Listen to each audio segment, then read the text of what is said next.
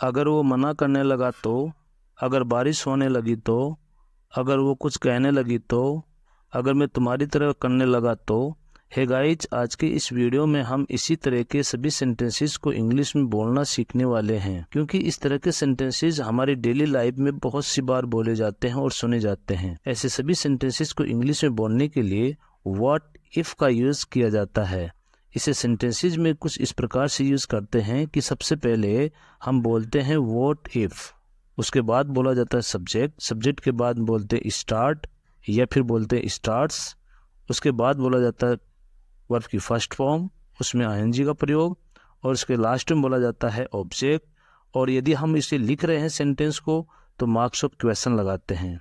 यदि हमारा subject singular है तो हम स्टार्ट लिखेंगे, और यदि सब्जेक्ट प्लूरल है तो केवल स्टार्ट लिखेंगे। प्रेजेंट सिंपल टेंस के अफर्मेटिव सेंटेंस का ये नियम है। चलिए इसे एग्जाम्पल से और अच्छे से समझ लेते हैं। अगर वो बोलने लगा तो what if he starts speaking, what if he starts speaking.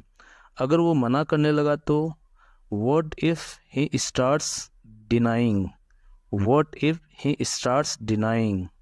अगर बारिश होने लगी तो what if it starts raining, what if it starts raining.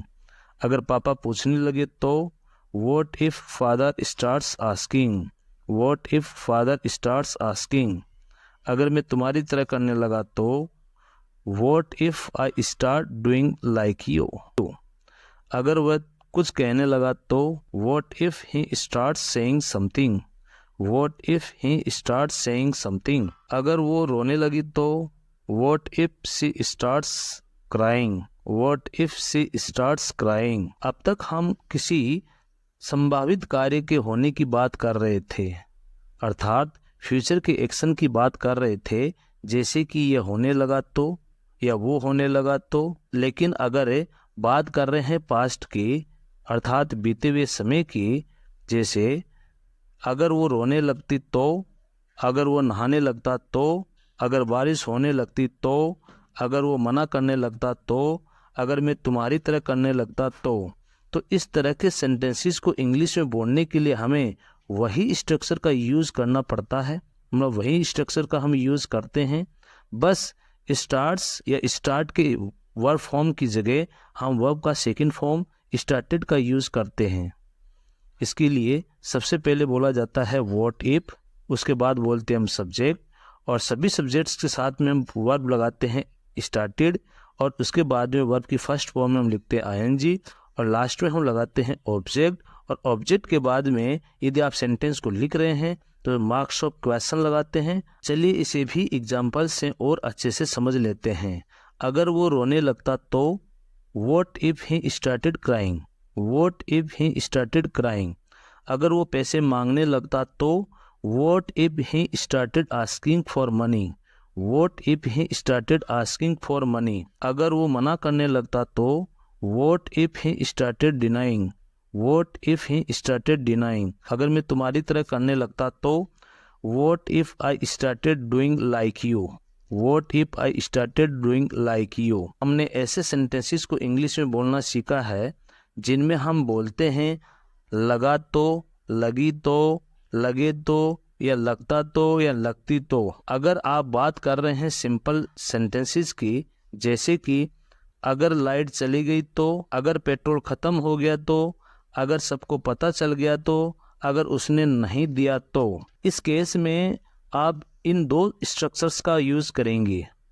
सबसे पहले आप बोलेंगे व्हाट इफ, उसके बाद बोलेंगे आप सब्जेक्ट, और सब्जेक्ट के बाद आप बोलेंगे वर्ब की फर्स्ट फॉर्म, और उसके बाद बोलेंगे आप ऑब्जेक्ट, और उसके बाद आप मार्क्स ऑफ क्वेश्चन लगाएंगे यदि आप लिख रहे हैं तो।